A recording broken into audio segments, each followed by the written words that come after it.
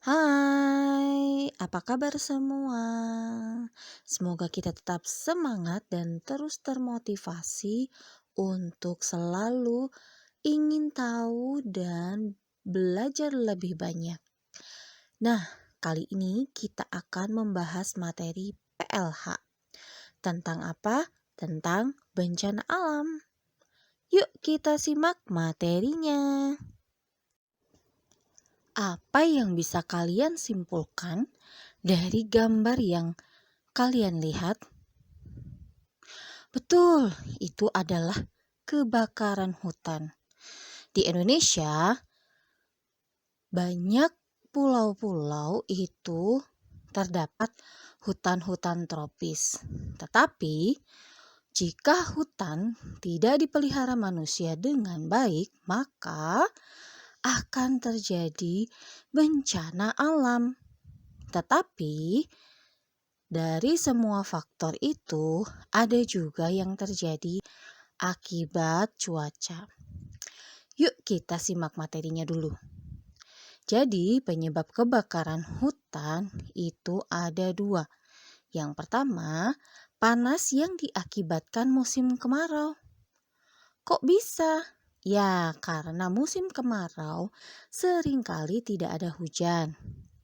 Dan panas terus-menerus meningkat. Sehingga daun-daun yang sudah mulai kering, jika terjadi panas terus-menerus, juga akan menimbulkan titik api, lalu terjadilah kebakaran hutan. Yang kedua adalah petani yang membakar hutan untuk dijadikan ladang dan tempat tinggal. Caranya seperti apa? Caranya biasanya petani atau orang-orang yang membutuhkan tempat tinggal menebang pohon dengan sembarangan sesuai dengan yang dibutuhkan tanpa menanam kembali pohon-pohon sehingga banyak hutan-hutan yang gundul dan banyak sekali sekarang terjadi di kaki-kaki gunung, sehingga banyak sekali kaki-kaki gunung yang sudah botak atau sudah gundul gitu ya. Lalu apa saja sih akibat dari kebakaran hutan? Yang pertama adalah udara kotor yang disebabkan dari asap kebakaran hutan.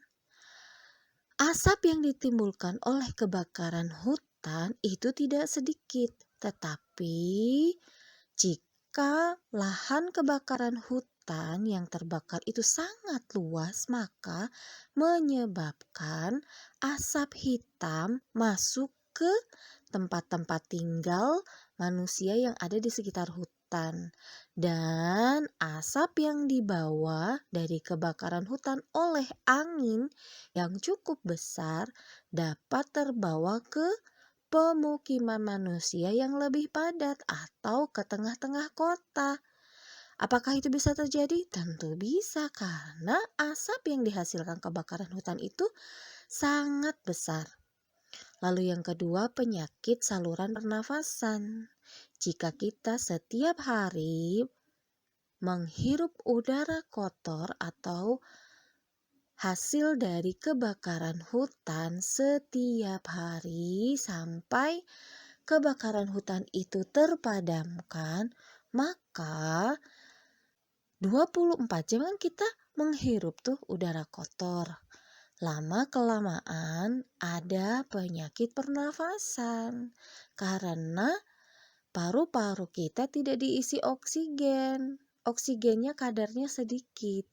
Yang lebih banyak kita hirup karbon dioksida.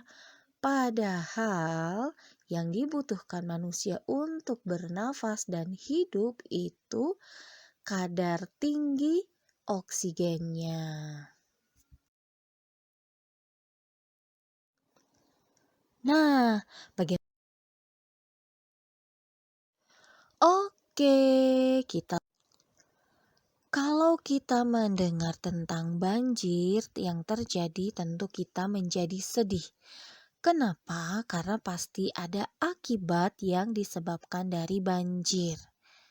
Nah, yang pertama bisa kalian lihat di gambar itu pemukiman penduduk menjadi tergenang dan menjadi rusak.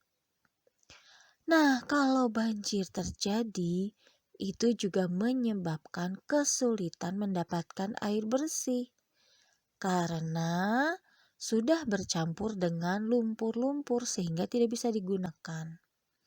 Kemudian tempat-tempat umum menjadi rusak.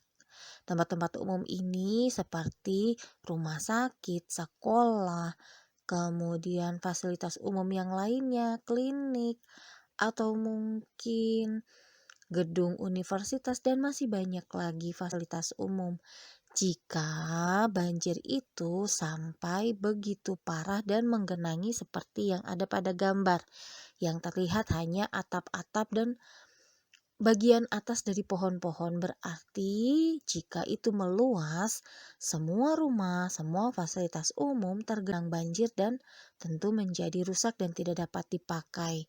Nah, bisa dipakai jika dilakukan perbaikan dan juga pembersihan secara massal. Karena kalau dibersihkan sendiri tentu memerlukan waktu yang sangat lama ya. Kemudian lahan dan pertanian ataupun perkebunan menjadi rusak. Ya pasti, jika banyak sawah, kebun, dan ladang terkena banjir, mau tidak mau tanaman menjadi rusak. Ya, karena sudah dipenuhi lumpur, sudah ditutupi oleh lumpur, dan banyak pohon-pohon yang mungkin kecil-kecil menjadi rusak karena tercabut dari akar pohonnya. Kemudian yang terakhir adalah alat transportasi dan komunikasi rusak. Sehebat-hebatnya handphone kamu, secanggih-canggihnya teknologi alat transportasi dan komunikasi, jika sudah terkena banjir semuanya menjadi rusak. Contohnya, alat transportasi tidak akan bisa digunakan kan karena jalan-jalanan juga dipenuhi oleh banjir. Kemudian komunikasi pun menjadi rusak dan tidak bisa terpakai. Karena apa? Karena listrik pun menjadi rusak, harus dimatikan ya supaya orang-orang yang ada di sekitar gardu listrik itu tidak tersengat listrik. Sehingga alat transportasi dan komunikasi sudah dipastikan tidak dapat digunakan. Berarti banyak sekali ya dampaknya, betul. Jadi kita harus saling membantu korban bencana banjir. Seperti menyiapkan air bersih. Nah, kalau yang menyiapkan air bersih ini tentunya harus dari pemerintah ya, karena memiliki alat-alat dan juga fasilitas yang bisa digunakan. Tetapi buat kita dapat menyumbangkan pakaian dan bahan makanan untuk korban bencana banjir supaya dapat bertahan hidup. Karena pakaian pasti sudah kotor dan banyak yang hanyut, sedangkan bahan makanan selama banjir mereka tidak dapat melakukan pekerjaan apapun dan tidak menghasilkan uang untuk dapat membeli bahan makanan. Nah, kalau bencana banjir itu segitu parahnya, apa sih tindakan-tindakan untuk dapat mencegah banjir? Yang pertama adalah menanam tanaman yang berakar kuat di bantaran sungai, tidak membuang sampah ke sungai, dan tidak menebang hutan sembarangan.